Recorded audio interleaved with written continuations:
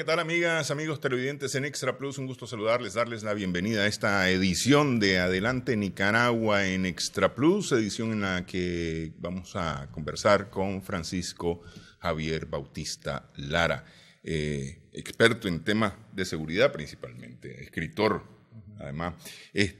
Gracias por estar con nosotros. Bueno, muchas gracias a vos por invitarme a compartir aquí con los televidentes de tu canal. A mí me parece importante poder conversar, porque, decir, tu opinión como un experto en temas de seguridad en estas condiciones actuales de Nicaragua me parece importante porque estamos hablando de la seguridad de Nicaragua se ha vulnerado, ¿no? Independientemente de golpe suave, de terrorismo, es decir, hay una vulneración a la seguridad. Los ciudadanos no nos sentimos seguros al menos. De manera que vos ves a las 8 de la noche a las 8 de la noche, aunque hay gente en las calles, pero es una circulación muy reducida de las calles. La mayoría de la gente prefiere irse a guardar a su casa temprano. Sí. Hace 3 meses creíamos que estábamos bien. El 18 de abril, el 17 de abril creíamos que estábamos bien, ¿no? En un ambiente relativamente seguro, tranquilo, estable, con todos los bemoles que tiene esto, pues, porque no es un asunto perfecto. Sin embargo, ha estallado del 18 de abril para acá una situación que nadie pensaba una semana antes pudiera vivirse. Bueno, mira, aquí lo que ha habido una ruptura, una dramática ruptura del orden y de la seguridad pública, que se manifestó en protestas violentas que fueron escalando, que se manifestó en tranques que cerraron ciudades completas, en muerte, en una reacción errática inicialmente de la policía, el gobierno desprevenido ante la posibilidad de lo que ocurría, grupos, digamos, de oposición movilizados de manera activa, de manera violenta, y manifestaciones cívicas legítimas, multitudinarias, y también manifestaciones cívicas multitudinarias en apoyo al gobierno. Es decir, quedó en evidencia la existencia de una oposición política pacífica y también de una oposición política violenta, que se mezclaron y actuaron en el país, provocando los niveles de daño humano, material, económico y moral que el país tiene hoy.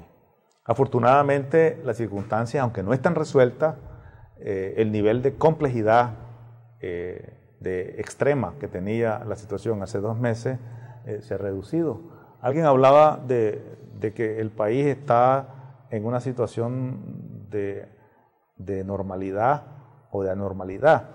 Desde mi opinión, aquí lo que tenemos es, si nosotros hiciéramos un gráfico entre normalidad, catalogando normalidad con 10 y anormalidad como anormalidad total con 1, Nicaragua nunca ha estado en 10, o sea, nunca ha sido una normalidad absoluta, no es un paraíso terrenal, pero se manejaba principalmente en la última década, yo diría entre 7 y 8, es decir, manejaba altos niveles de normalidad, una situación que prosperaba muy positivamente en el país y en algunos ámbitos de manera, digamos, mucho mejor que la región centroamericana, como el caso de la seguridad, el crecimiento económico, etc.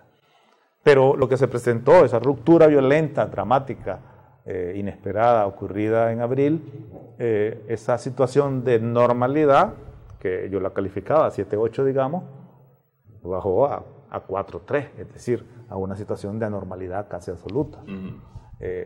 Había caos, pues.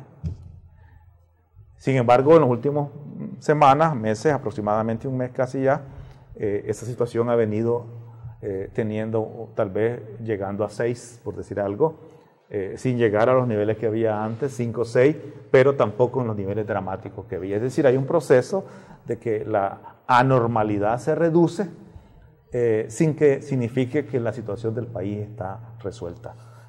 El compromiso que se asumió el 15 de junio el 15 de mayo, en el diálogo nacional, del quitar los tranques, porque ese fue un compromiso del diálogo nacional, era realmente, y se podría demostrar hoy día, una forma de poder bajar los niveles de violencia.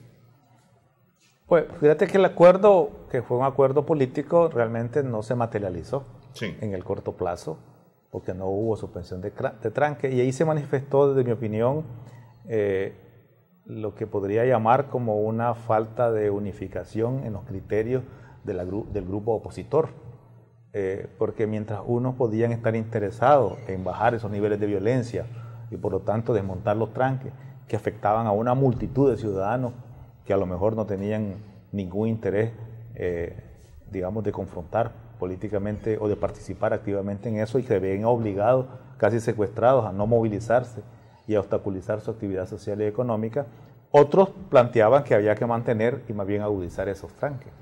Entonces, la verdad es que a pesar del acuerdo, ese proceso de desmontaje no se dio. Sí, pero es decir, algunos intentaron, pero no se dio. Pero es decir, la intención, digamos, hoy se demuestra que era correcta. Sí, la intención me parece correcta. Incluso a mí me parece que la protesta cívica, que es correcta, la protesta cívica, si se hubiera mantenido en los niveles cívicos, hubiera sido mucho más sólida. Y si no hubiera escalado a niveles de violencia, digamos, me parece que se hubiera legitimado más. Pero lamentablemente los límites se perdieron y se produjo una violencia y un odio exacerbado. Fíjate que esa es una de las cosas que yo percibo como uno de los daños mayores en la conciencia social. Digamos que se incentivó en exceso actitudes de odio, de rechazo y hasta ánimos de exterminio del otro, simplemente por usar frases. Por ejemplo, decir hace 3 meses, no, hay que buscar la paz, no podemos confrontarnos, eso se consideraba como algo pernicioso. Sí. ¿Y cómo va a ser pernicioso? O sea, ¿cómo vas a tachar de incorrecto a alguien que anuncia la paz y que hay que trabajar por la paz? Y además, me parece que esas actitudes no abonaron mucho. Entonces, esta confrontación política, el reclamo político legítimo de grupos opositores que comenzaron con un planteamiento muy concreto, que fue la reforma al Seguro Social, y después siguieron con planteamientos mucho más políticos y algunos irracionales y extremos, como que se vaya el gobierno ya. Esos planteamientos, esa diversidad de planteamientos y esa diversidad de métodos violentos se descalifican, ¿verdad? Porque el camino legítimo es el camino, digamos, en el marco constitucional, y hay que presionar y hay que exigir y hay que ir a la batalla política con la fuerza política que corresponde para demandar los derechos que tenés. Y esos espacios existen para hacerse, pero lamentablemente se desvirtuaron con esa agudización de métodos que en general yo creo que la mayoría de la población rechaza. Nosotros hemos conversado aquí con activistas de los estudiantes que consideran que la protesta ha perdido imaginación y creatividad, que a mí me parece que es un asunto cierto, en el sentido que si no era el tranque, no podía ser otra forma de protesta, porque el tranque era el que daba la fuerza a la protesta. Pero es decir, lo cierto es que hay muchas otras formas. Uh-huh. Si te pones a pensar, hay muchas otras formas, incluso hasta artísticas, pues, de hacer sentir tu protesta, ¿verdad? Y hay formas fuertes, sin llegar a la violencia, de hacer sentir tu protesta, pues, y me parece a mí, pues. Sí, fíjate que aquí, digamos, lo más dramático de estos meses ha sido el daño humano que se ha provocado, la cantidad de muertes provocadas en distintas circunstancias. Y a veces me daba la impresión como que una protesta cívica o una manifestación cívica, digamos, los promotores de la protesta o de la manifestación como que casi llegaban a demandar la presencia de una víctima. Y me parece eso realmente lamentable. Me parece realmente morboso en exceso, digamos, es decir, ¿cómo es posible que para darle fuerza, legitimidad Vos querías tener golpeados y víctimas. Pero es decir, eso se ha visto, es decir, el 16 de mayo, el día que, perdón, de mayo, ¿no? El día que se instala el diálogo, en las afueras del diálogo hubo hasta quienes golpearon a un sacerdote que estaba pidiendo que no se cruzaran la valla policial para ir donde estaban nosotros. Sí. Ahí tenés el 16 de mayo, sí. El 30 de mayo, que se lleva la marcha para un lugar distinto al que estaba previsto, justamente a buscar un enfrentamiento. Sí. Y el 30 de junio, que se llegan a enfrentar con los que están ocupando tierras ahí a 200, 300 metros de donde terminaba la marcha.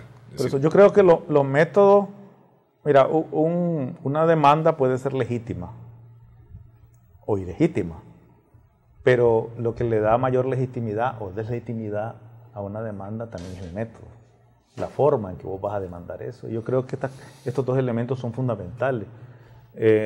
La demanda legítima, voy a comenzar del origen de la reforma Lins, digamos, se contamina por un método ilegítimo, cuestionable, porque lo haces fuera del marco legal, digamos, comenzás a confrontar y a alterar el orden y la seguridad, etc. Incluso, digamos, vos decís, bueno, que se vaya el presidente Ortega, que se vaya ahí al gobierno. Esa demanda puede ser legítima, cada quien tiene derecho a decir lo que quiera, digamos, está bien, yo quiero que me vendas este canal mañana, o yo no quiero ver este programa y cambiar de canal. Está bien, sí. Entonces, pero el planteamiento está bien, pero entonces el problema es el método. Está bien, yo quiero que te vayas, que el gobierno se vaya, perfecto. ¿Cuál es el método? Bueno, veamos los caminos. Yo tengo fuerza política para plantearlo, perfecto, demostremos la fuerza política.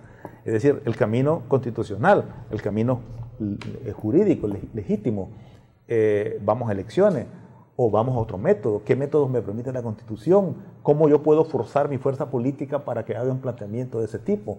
¿Cómo puedo presionar al gobierno para mover decisiones alrededor de eso? Bueno, ese método es legítimo. Entonces, el método legítimo te legitima tu demanda y te le da fortaleza a tu demanda. Pero cuando vos entras a cauces totalmente por acciones de hecho, digamos, y hacer demandas irracionales que rompen cualquier, digamos, esquema institucional, estaríamos cayendo en la trampa histórica de Nicaragua de 200 años de buscar la salida por la fuerza cuando vos no me gustás.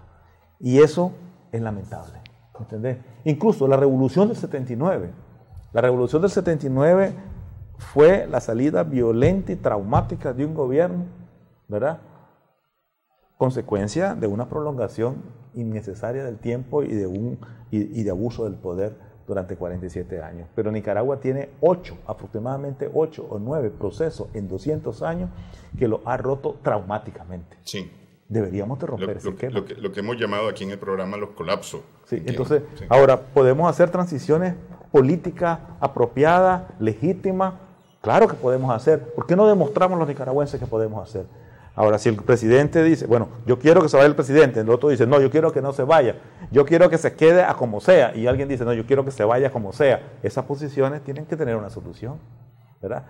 Y aquí la solución, hay que ser claro, tiene que ir por causas legítimos, constitucionales. Ahora, ¿la Constitución se puede reformar? Sí, negociemos la reforma, pues. Es decir, hay caminos para reformar la Constitución política perfectamente. Ahora, ¿dónde debería discutirse eso? Yo pregunto. Que se instale un diálogo, hombre. Es decir, que en el diálogo las fuerzas políticas participantes sean capaces de plantear sus demandas sensatas, legítimas, razonables. No irracionales, porque si no, no hay posibilidad de diálogo. Sí. Es decir, está bien, alguien dice, yo quiero que el presidente se vaya, alguien dice, no, yo quiero que se quede por toda la vida, no, yo quiero que aquí se forme un gobierno parlamentario. Es decir, bueno, planteemos eso en esa escena, que planteen los actores eso en la escena, discutan, lleguen a consenso y cuál es el punto de consenso. Porque el problema está que esta población de 6 millones de habitantes, bueno, quitando los niños, digamos, y los menores, esta población, digamos, de mayores de edad de 4 millones y medio, tiene derecho a ser escuchada. Así es. ¿Verdad? Sí. Y no se trata de que 400,000 o 500,000 que tengan la voz muy alta y que puedan gritar muy fuerte, se impongan a los otros 4 millones, o viceversa. Es decir, no, aquí se trata de que ese universo mayoritario de población, que a lo mejor no habla en alto, A lo mejor no golpea la mesa y está ahí silenciosamente. 2 millones o 3 millones, no importa las cantidades, pero esa importante cantidad de gente común y corriente necesita escucharse. Y esa gente se puede manifestar, por ejemplo, en la urna electoral. Es un método que la democracia ha establecido. Desafortunadamente siempre es una democracia imperfecta, pues, pero tenemos que tener en cuenta eso, y no porque yo ponga 100,000 personas agresivas, violentas, o 50,000 capaces de instalar tranques, por decir algo, y que es una importante cantidad de población, es que yo tengo el derecho a imponer mi voluntad sobre una mayoría. Y yo creo que lo que decían los expertos en derecho internacional y lo que han dicho otros actores es que el derecho soberano lo tiene el pueblo nicaragüense. Y aquí viene otra pregunta y otra discusión de fondo. ¿Quién es el pueblo?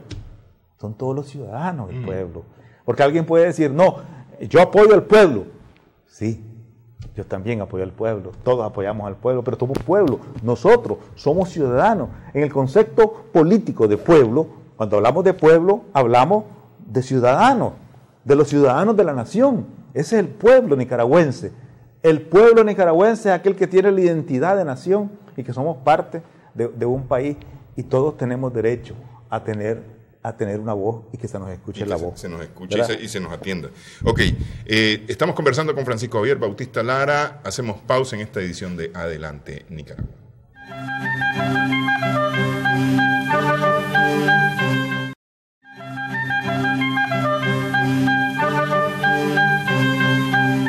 Estamos en Adelante Nicaragua en Extra Plus. Conversamos con Francisco Javier Bautista Lara. Ok, yo creo que difícilmente alguien en este país va a decir que las cosas no se deben de resolver hablando, es decir, a través del diálogo.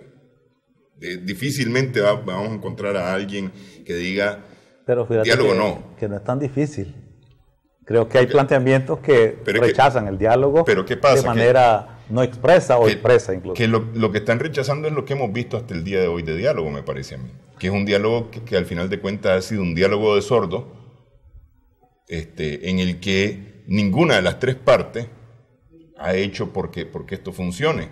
Y digo las tres partes porque estoy hablando de una parte, la otra parte, y el mediador mismo no ha contribuido exactamente a que esto camine. Sí. Bueno, es que efectivamente el diálogo requiere actores activos, ¿verdad? Y comprometidos. Y no es que uno o dos estén comprometidos, que los tres tienen que estar comprometidos y tienen que saber identificar cuál es su rol en ese papel, en ese espacio político de diálogo. Bueno, mira, la gran dificultad, y debemos ser realistas, en Nicaragua no hay cultura de diálogo político, institucional. Entonces, abrir ese espacio, abrir esa cultura como mecanismo de solución es parte del proceso que hay que llevar adelante. Pero es que yo creo que desde nosotros mismos no tenemos costumbre de diálogo. Es que nosotros mismos como ciudadanos. Es decir, la sociedad no la tiene. Si yo no estoy de acuerdo con vos, una de dos, o te levanto la voz para imponer lo que yo creo, o te termino garroteando, o te descalifico. O me voy. Mira, ¿qué es lo que hace la gente? Y eso lo puedes ver en el Facebook, pues, vos escribís algo, una opinión muy equilibrada, muy respetuosa, y si a alguien no le gusta, te termina ofendiendo, descalificando, denigrando e insultando. Sí. ¿Verdad? Y no te tiene enfrente porque es en Facebook. Si te tuviera enfrente, quizás se te tire encima y te tira una piedra o lo que sea. Bueno, ese es el gran problema que tenemos en Nicaragua, que es un proceso de educación, de cultura social y política de 200 años que se acumula en la historia. Y lo que acaba de ocurrir, lamentablemente hasta hoy, no hace más que reafirmar ese estilo. Es decir, que si yo no estoy de acuerdo con vos, yo te agredo o hago lo que pueda para imponerte y te descalifico, etc. ¿Verdad? Y eso, lamentablemente, eso es uno de los asuntos que el país, la sociedad, tienen que resolver en el mediano y largo plazo. Pero en el corto plazo hay que crear un espacio físico para discutir, para compartir puntos de vista distintos. Yo recuerdo que estuve con vos aquí en un programa, no sé, tal vez a fines de abril, y hablamos precisamente del diálogo. Yo decía que se sienten, lo primero que se escuchen. Sí. Aprendamos a escuchar, ese es el primer punto. Aprendamos a escuchar. Y no asaltemos la palabra al otro y descalifiquemos al otro si no ha terminado de expresar sus ideas. Y escúchalo, ¿verdad? Y no estés pensando que tu intervención siguiente va a ser para desacreditar lo que dijo. No. Es decir, no escuchás por escuchar, escuchás para descalificar al otro, escuchás para no escuchar. Entonces, el problema del diálogo, o un diálogo, comienza por la capacidad de escuchar. Y otro elemento importante es que si vos tenés dos partes, indudablemente tienen diferencias conceptuales, metodológicas, etc. Vos necesitas un método que logre articular las partes, los puntos de vista. Y eso ya hay experiencias en el mundo del diálogo, etc. Y ese alguien que tiene que articular esos puntos de vista, metodológicamente hablando, es un mediador. El que dirige la reunión, el que sabe dar la palabra a un tiempo a cada uno, y el que sabe decir o sacar del planteamiento de uno lo esencial y del planteamiento del otro lo esencial, y revolver una propuesta donde logre integrar nuevos planteamientos para avanzar en los acuerdos, en los consensos, en la toma de decisiones. Ese mediador idóneo necesita tener ese know-how que tampoco lo tiene. Entonces, no sabemos escuchar, por un lado, y no tenemos un método adecuado para sentarnos a dialogar. Pero eso se puede resolver. Es decir, si la gente tiene voluntad de querer resolver los problemas ante la crisis que acaba de ocurrir en el país y que todavía requiere soluciones, yo creo que ese es el camino que sigue. Si vos me preguntaras, bueno, en este diálogo, ¿quién tiene la primera responsabilidad? El gobierno, sin lugar a dudas, porque es el hermano mayor. El responsable de la guía de este país. El gobierno tiene una facultad que la ley le ha dado, ¿verdad? Y está obligado a tomar las diligencias del caso para promover soluciones sensatas, ¿verdad? Independientemente que los actores son difíciles y son complicados, pues, o inexpertos, o irresponsables, o como le querrás llamar, el gobierno no puede eludir la responsabilidad que tiene de restablecer el orden y la seguridad y la paz en el país, haciendo uso de los métodos y de los medios que la ley le faculta legítimamente a hacer, ¿me entiendes? Así es que, eso es ineludible. Fíjate que reflexionando sobre el tema de la seguridad, hace 2 meses, pues, donde el país tenía una situación mucho más compleja y mucho más dramática que la que tiene hoy, yo decía, ajá, ¿y qué? ¿A quién le toca enfrentar eso? Ahí están los tranques, ahí están los bloqueos, ahí está la paralización de la movilización de los ciudadanos. ¿Qué? Seamos reales, seamos realistas. El gobierno tiene la responsabilidad ineludible de poner orden y restablecer un orden básico en el país. Ahora, tiene que hacerlo de acuerdo a la ley del país, tiene que hacerlo de acuerdo a las facultades que la ley le ha atribuido a él. Pero tiene que hacerlo respetando los derechos humanos, pero tiene que hacerlo. ¿Quién más lo va a hacer? Decime vos. ¿Quién más? Entonces, el gobierno de Nicaragua no puede eludir su responsabilidad para tratar de encontrar una solución legítima y sensata a la crisis que enfrenta el país. Ahora, las condiciones de hace 2 meses, mes y medio, a las condiciones actuales, de una u otra forma podrían ser más propicias para el diálogo. Me parece que sí. Sin embargo, aquí tenés otras circunstancias que pues ya son más políticas, aunque el ambiente es más propicio, pero hay unas circunstancias que son todavía más visibles, y es la siguiente: el liderazgo opositor. El liderazgo opositor es evidentemente disperso y no identificado. Pero no solamente eso, ese liderazgo opositor no tiene un programa político básico que la población nicaragüense sepa.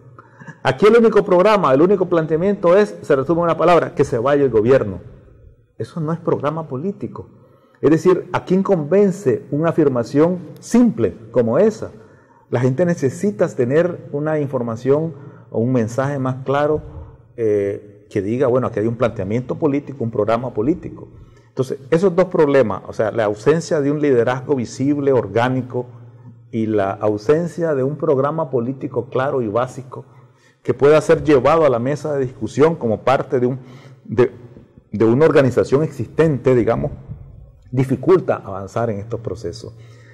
Porque aquí, digamos, vos apostabas a limpiar la mesa, con un planteamiento de que se vaya todo. Sí, pero limpiar la mesa ¿y qué? El problema es el qué sigue después. ¿Qué vas a poner ¿qué va en esa a pasar mesa después? Y eso todavía no está claro. Y no escucho voces sensatas que hagan planteamientos articulados en ese sentido. Fíjate que aquí el único tema que para mí es muy claro, que el gobierno lo ha dicho y lo ha dicho los organismos internacionales, etcétera, que debe estar de inmediato, o los únicos dos temas que deben estar de inmediato en la discusión política es, el primero es la justicia. Es decir, hay que aclarar lo que está pasando, hay que identificar responsabilidades, hay que investigar los hechos ocurridos, las muertes provocadas, los daños provocados, los abusos de autoridad generados, las destrucciones materiales, los saqueos, etcétera. Hay que investigarlos, hay que ponerlos sobre la mesa y hay que responsabilizar a los autores de esos hechos. Llámense policía, llámense estudiantes, llámense políticos, llámense vagos de la calle, llámense como se llamen, tienen que asumir responsabilidades concretas. No puede haber impunidad general de que aquí hay 200 personas o 500 personas o 1000 personas que provocaron daños materiales, humanos, etcétera, y no pasa nada.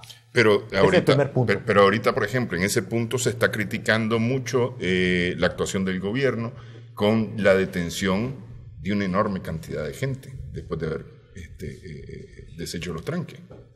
Sí, bueno, yo no sé, habría que ver cuáles son las evidencias concretas del gobierno. Por eso hay que ver los tribunales, hay que ir a los tribunales.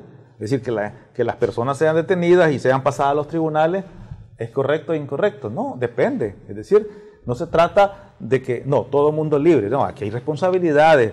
La policía tiene que investigar, la fiscalía tiene que acusar y los jueces tienen que juzgar a base de evidencia. Es decir, si alguien robó, que pueda puesto a los tribunales. Si alguien mató, si alguien destruyó, si alguien saqueó. Los daños ahí están, son visibles. Yo digo, alguien los provocó. ¿Quién los provocó? Nadie. No es cierto, alguien los provocó. No sé, al que le robaron un carro o al que le quemaron su casa. Es decir, ¿quién lo hizo? Nadie. No, ¿hay responsables o no hay?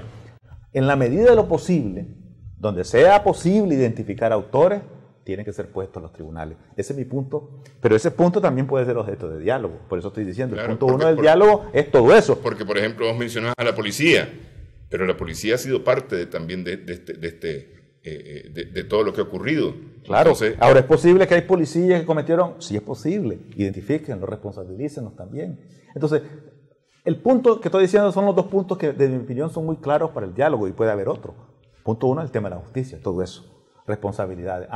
De repente un grupo puede decir que todos los culpables están allá, ¿no? Y no se ven las caras. Y eso no es así. Es decir, los culpables, ¿dónde están? Discutamos eso. Hay autoridades legítimas. Incluso cuando vos decís, bueno, si le roban el carro a alguien oye, venga a ayudarme. No, hombre, ahí está la autoridad nacional que está obligada a actuar. Está obligada a actuar y proceder de conformidad con la ley. Ese es un punto uno. Vayan al diálogo y discútanlo, pues. Porque a lo mejor alguien dice, mira, es que son tantos los involucrados que mejor aquí busquemos una salida política. Bueno, no sé. ¿Es posible? No sé. Discútanlo. Segundo punto. El otro punto que todo el mundo coincide, y lo ha dicho el gobierno públicamente, es democratización. Y en concreto, reforma electoral. Reforma al sistema electoral, ajuste, mejoramiento, etcétera, etcétera. Ese punto también es fundamental. Ahora, el gobierno ha dicho que ha caminado con un plan perfecto. Bueno, discutan eso en el diálogo, pues. Es decir, siéntense y hagan planteamientos concretos alrededor de esa situación. Sí. Es decir, que los tiempos son muy largos, muy cortos. Bueno, discutan, es parte del diálogo. Esos son los únicos dos puntos que yo veo. Pero el gran problema, la gran dificultad que observo es que las contrapartes, digamos, el gobierno está claro, existe, está ahí. Digamos, ese liderazgo, como te decía al principio, es un liderazgo invisible, fragmentado, disperso, y el programa político o planteamiento político que tiene todavía es inexistente. Sí, pues porque eso lo vimos el día mismo, sí, que se toma la decisión, el 15 de junio que se toma la decisión de en el diálogo de levantar los tranques, y la respuesta inmediata fue: los tranques no los levantamos. Eso fue lo que se dijo en la calle inmediatamente. Bueno, entonces estos estaban hablando en nombre de quién, o tomaron decisiones en nombre de quién. Vamos a hacer pausa en esta edición de Adelante Nicaragua. Estamos conversando con Francisco Javier Bautista Lara.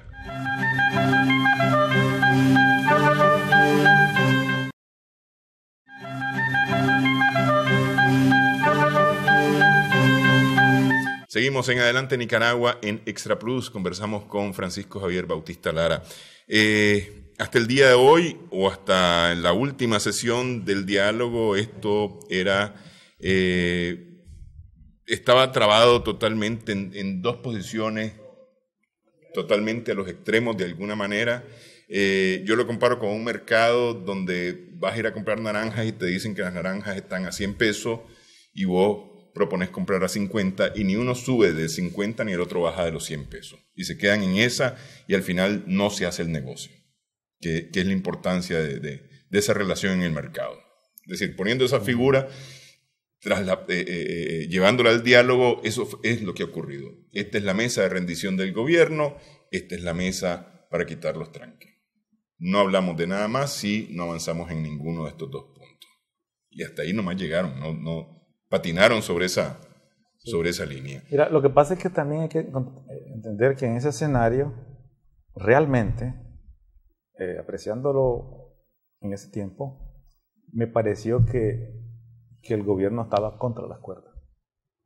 Es decir, era como el boxeador que acaba de subir al ring y le pegaron 2 golpes y estaba todavía muy incierto, muy confundido, creo yo, no sé. Ante una situación, no había reacomodado su capacidad de movilización política, su capacidad institucional. Es decir, estaba en esa etapa observando, digamos, la complejidad del fenómeno que estaba ocurriendo, mientras los otros estaban desbordándose de manera desorganizada, pues, pero desbordándose orgánicamente todavía inexistente, pues, pero ahí estaba. Entonces, era un escenario todavía muy confuso que el diálogo abre como una esperanza de que podemos hablar. Y yo creo que es el gran mérito del diálogo, es que es un camino viable.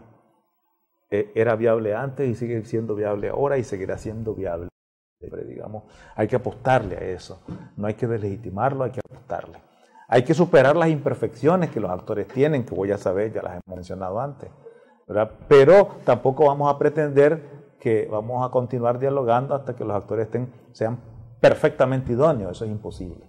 Siempre vas a tener las imperfecciones humanas, políticas, etcétera, incluso de la Conferencia Episcopal de Nicaragua, que son las realidades humanas que están ahí. Y en esas realidades hay que trabajar y abonarle a eso. Sigue siendo el diálogo el único camino posible para la paz. La paz no es el fin, es el camino. ¿Entendés? Los propósitos legítimos que podamos tener tienen que ir por el camino de la paz. Ahora, se está planteando el ingreso de nuevos actores. Por ejemplo, se ha hablado de gestiones del gobierno ante las Naciones Unidas para lograr una presencia de las Naciones Unidas. Se planteó a la Unión Europea, el sistema de integración centroamericano ha manifestado su anuencia de participar. Sí, todo eso es perfecto. Yo creo que es adecuado todos esos esfuerzos que se están haciendo. Pero yo creo que lo más importante es que Nicaragua debe entenderse, y los nicaragüenses debemos entender eso, y también a nivel internacional, es un país soberano y tiene derecho a la autodeterminación. Somos los nicaragüenses, los actores nacionales, ¿verdad?, los que tenemos que encontrar una salida sensata, con apoyo externo en lo posible. Pero una cosa es apoyar de fuera y otra cosa es querer imponer de fuera y forzar soluciones externas que no están ajustadas a la realidad nicaragüense y a los intereses de los nacionales. A nadie le gusta que lleguen a su casa a imponer orden. A nadie le gusta que lleguen a su casa a querer hacer las cosas a la manera de fuera. Cada quien arregla su casa como quiere y como puede. Bueno, los nicaragüenses como país tenemos ese derecho y esa obligación legítima. Así es que me parece que es el diálogo, el espacio con nuestros actores, pues. Es decir, y pedir apoyo a otros que nos vengan a apoyar y no que nos vengan a imponer, que nos auxilien técnicamente, metodológicamente, me parece correcto. Eso de alguna manera tiene que ver un tanto con la sesión de la Organización de Estados Americanos este jueves. Y quiero aclarar para quienes estén viendo repetición del programa, cuando estamos en vivo en el programa en horas del mediodía, la sesión apenas estaba empezando, ¿verdad? Y sin embargo ya sabemos que lo que se iba a discutir ayer era un documento que estaban proponiendo Estados Unidos y otros países, diciendo, bueno, aquí se va a crear una comisión que va a llegar a Nicaragua a hacer esto, esto y esto y esto. Es decir, el gobierno ha dicho que esto es injerencismo. ¿Es injerencismo de alguna manera esto? Claro. Es decir, vos no puedes decirle, mira, quiero que tu casa la vas a ordenar de esta forma, y así, así, así. Vas a poner los muebles así, los muebles van a ser amarillos y blancos y no sé qué cosa, y las lámparas de tal forma. Eso es injerencismo.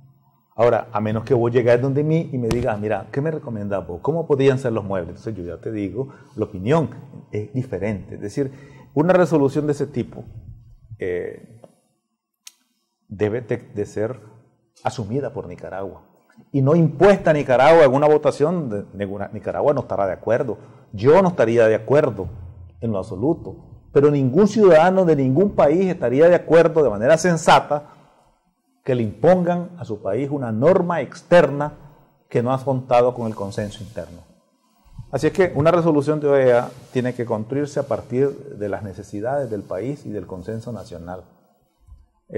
Y tiene que mover, en todo caso, a la esfera nacional, a que lo discutan en la esfera nacional, en el diálogo nacional, y ofrecer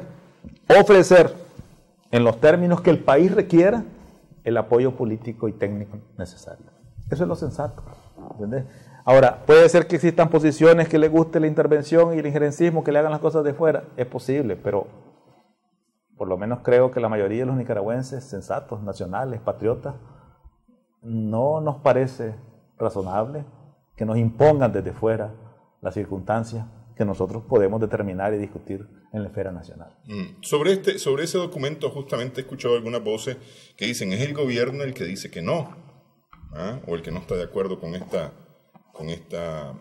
este proyecto que fue presentado en el Consejo Permanente de la OEA, pero el pueblo sí quiere. Bueno, ¿quién es el pueblo? El pueblo lo está pidiendo. Tenés que ir a recurrir y tenés gente que ha llegado a pedirle tanto, han dado haciendo cabildeo tanto dentro de la OEA como en las esferas del gobierno de los Estados Unidos, además de un periplo que todos conocemos por Europa y varios países centroamericanos. Pero mira, Nicaragua siempre tendrá ciudadanos vende patria, pues, y que fácilmente se venden a posiciones externas, pues, pero no es sensato.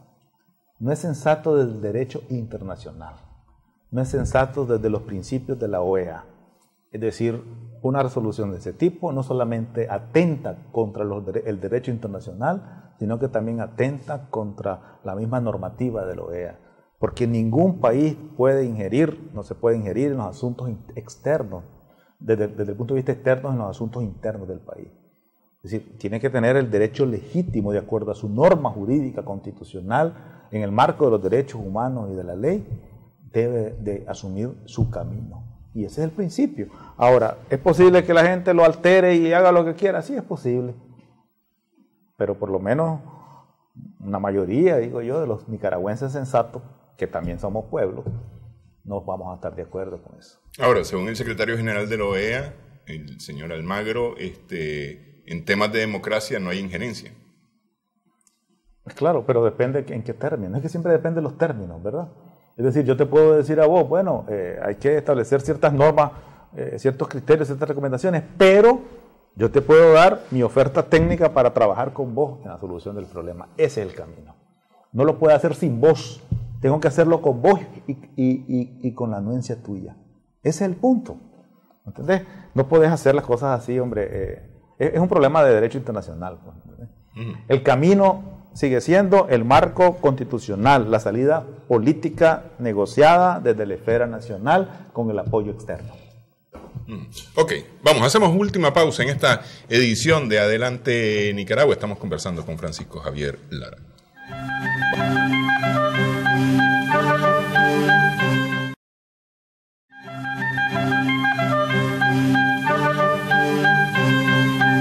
Seguimos en Adelante Nicaragua en Extra Plus. De alguna manera, y tal vez retomando y uniendo con lo que estábamos conversando sobre lo que se discute en OEA, se han tomado muchas decisiones en base a informaciones, en algunos casos falsas, en otros casos parcializadas, es decir, medias verdades. Y esto de una u otra forma termina afectando o termina también incidiendo no solamente en los que toman decisiones en la OEA, sino que termina incidiendo en quienes tienen información sobre Nicaragua o quienes quieren tener información sobre Nicaragua y escuchan parte de la historia o escuchan historia falseada. Te comentaba en la pausa que me llamaron para preguntarme que si era cierto que aquí habían matado a un obispo. ¿Ah? Es decir, cuando aquí en Nicaragua no hemos tenido, por lo menos yo no he conocido información de que se haya matado a un obispo. Ahora los vio Valdivieso a principios del... Bueno, sí, pues, pero digo en estos días, pues, bueno, tal vez leyó una noticia de Valdivieso y la pusieron como que era de ahora. Noticia atrasada, sí. Sí. Entonces, hay una cantidad de información y de medias informaciones en el ambiente que me parece que exacerban los ánimos y lo que decía al inicio del programa, exacerban los odios. Sí. Mira, el gran problema, la verdadera batalla actual del conflicto en Nicaragua se está llevando a través de la comunicación social. Y particularmente y principalmente a través de las redes sociales. Y los canales de televisión, pero en un rol menor. Son las redes sociales la verdadera plataforma en donde se está llevando, digamos, el conflicto. Y a mí, y eso no, puede ser que no preocupe, pues está bien, es perfecto, una información que llega de forma amplia y masiva. El problema es que se está generando una información excesiva para comenzar. Y cuando la información es excesiva, contamina. Y segundo, mucha de esa es falsa, alterada, modificada o trasladada a un escenario que no corresponde, es decir, sacada de contexto. De repente agarras una foto de un hecho de hace 2 años y la pones como un hecho que acaba de ocurrir hoy. De repente agarras una noticia de un hecho que ocurrió en otro país y lo pones como que acaba de ocurrir en Nicaragua. Y esa noticia va en las redes sociales y se mueve a nivel internacional. Y las grandes plataformas de comunicación social del mundo prefieren esa noticia por razones políticas, por intereses sesgados, etcétera, y entonces es la que difunden y esa se distribuye masivamente en millones de destinatarios y entonces va imponiendo una imagen. Y el problema es que esa foto, por ejemplo, o esa noticia de época vieja que te traslada para hoy, o de otro lugar que se traslada para hoy, o incluso de un hecho real que ocurre aquí, pero que se magnifica o se presenta, digamos, dimensionado inadecuadamente, esa noticia privilegia algo y es las emociones. Dicen que el cerebro humano tiene 2 áreas, bueno, varias áreas, pero todavía sigue siendo un misterio, pero tiene un área que está vinculada con las emociones. Y esa área es antigua, es primaria. Nosotros somos fundamentalmente emocionales instintivos. Pero también hay un área más nueva en el desarrollo y en la evolución humana, que es el área de la razón. Esa área de la razón es más pequeña, más incipiente en su desarrollo. Cuando nosotros recibimos una imagen de algo, una noticia de algo, cuando a nuestro sentido llega una información de cualquier tipo, la información llega primero al área emocional instintiva. Y después de ser procesada en el área emocional instintiva, como un acto también de sobrevivencia necesaria, pasa al área de la razón. Pero es posible que cuando vos recibís una foto, por ejemplo, de un hecho, y donde la foto que aparece es la de un niño, por ejemplo, sangrando, independientemente que sea real o no, esa foto inmediatamente de un niño o de una viejita o de un hecho de cualquier tipo, esa inmediatamente te relaciona a vos en tu emoción, con tu madre, con tu hijo, etcétera, e inmediatamente te predispone y te bloquea la razón.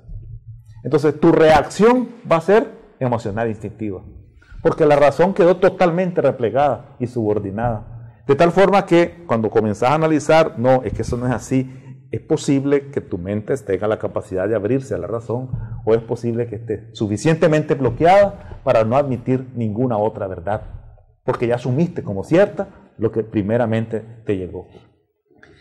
Y eso que estoy diciendo a ustedes hoy está funcionando actualmente en centenares, en miles de mensajes que fluyen de manera irresponsable y saturan y predisponen las reacciones de la gente. Entonces la gente reacciona a la información no real, a la información recibida que activó sus emociones, y por lo tanto su reacción será impulsiva, emotiva, etcétera, en dependencia a qué posición quiera sumarse o haya sido sumada. De tal forma que a veces algunas personas ya tienen decisiones tomadas, de tal forma que ninguna razón es importante, simplemente lo que buscan es un argumento para justificar su decisión.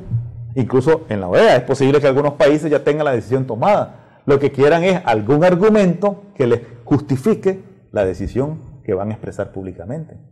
Pero hay otros que quizás no, están abiertos a conocer una información, y la información que está fluyendo es fundamentalmente parcial, sesgada.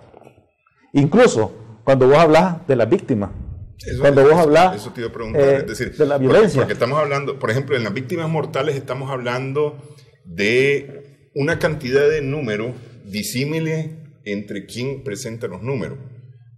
Por ejemplo, la Comisión de la Verdad en Nicaragua habla de 250 60, y tantos, ¿verdad? Muertos en las protestas, y hace una relación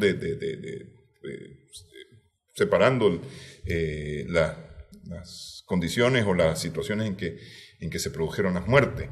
La CIDH tiene otro número, bastante parecido a esto, pero un poco más alto, llegando a los 300. Claro, ¿no? pero fíjate una cosa. Y hay organismos de derechos humanos que te hablan casi de 600 muertos. Sí, pero mira, el problema, no hablemos de cantidades, sino hablemos de la percepción, porque la gente, no importa, digamos, no es el punto que sea un 10 más o 10 menos, sino que la decisión no la tomas por eso, o la reacción no la tomas por eso, es por la imagen que te llegó. A lo mejor te llegó la imagen de una víctima, o de dos, o de tres, y con eso vos tenés ya el concepto emocional de tu reacción ante el problema. Entonces, de tal forma que la evidencia, la comprobación del hecho, no tiene ninguna importancia.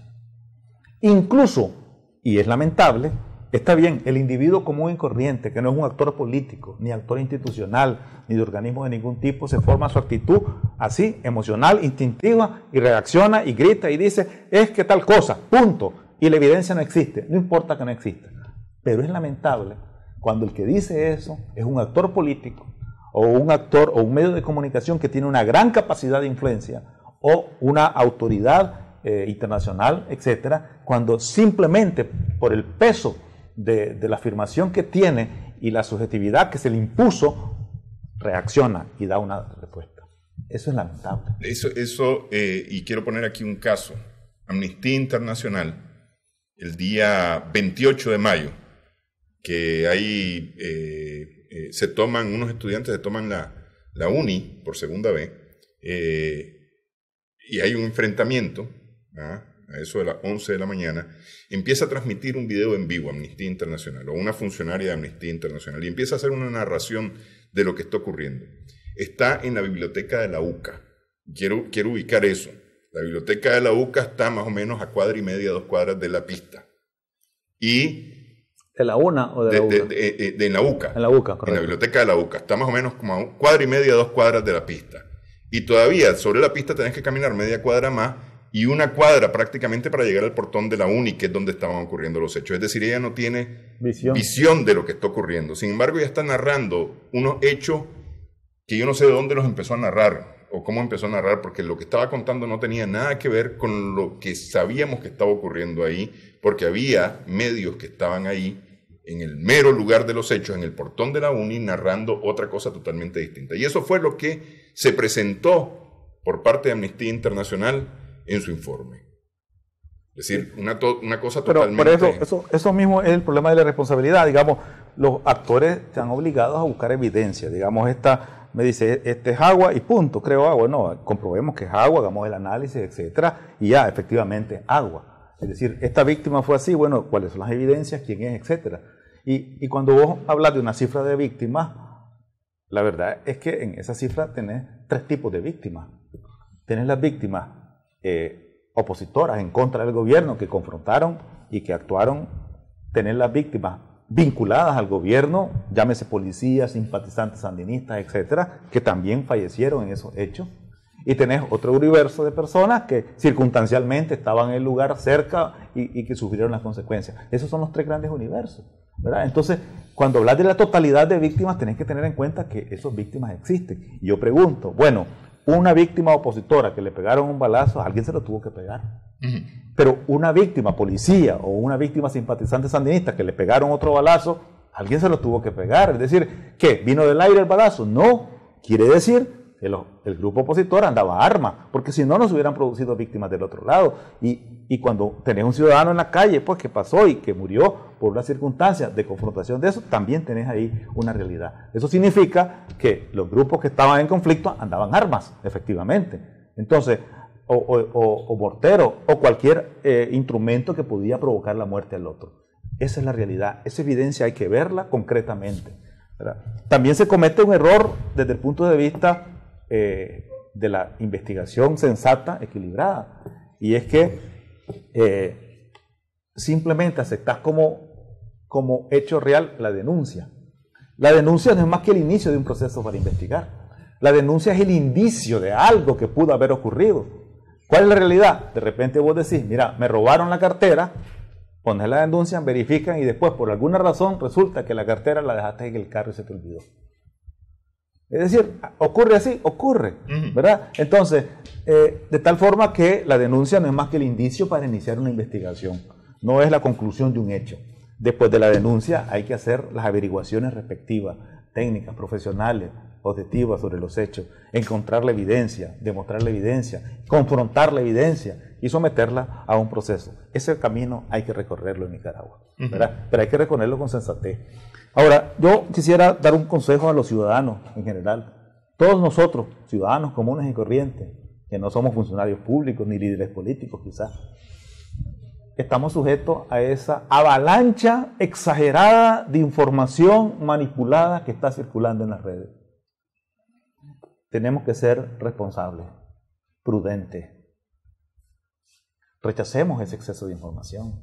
No nos prestemos al juego divulgando o reproduciendo información que a todas luces es falsa, sobre hechos falsos. No exacerbemos las emociones. ¿Saben por qué? Primero porque nosotros mismos nos estamos contaminando y nos vamos a enfermar como individuos.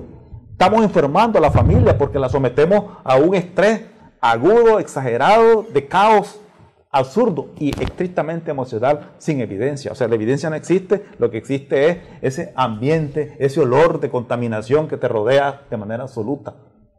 Pero también estamos contaminando la sociedad y los que la generan esa información son responsables de la contaminación social, de odio, de violencia, de inconformidad, etcétera, que se está generando y también que puede desencadenar eso, reacciones violentas que agreden y matan. Porque de repente vos creas una noticia y la noticia crea el hecho.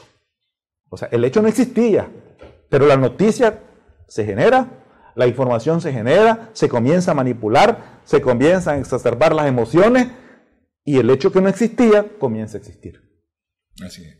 Bueno, quiero agradecerte, Francisco Javier, haber estado con nosotros hoy en el programa. Estas recomendaciones especialmente importantes, porque lo cierto es que debemos de buscar cómo calmar los ánimos nosotros mismos, empezando por nosotros mismos, para poder pensar, para poder razonar. Sí. Gracias. Muchas gracias. Gracias a nuestras amigas, amigos televidentes también por su sintonía en esta edición de Adelante Nicaragua. Esperamos que el programa haya sido de provecho para ustedes.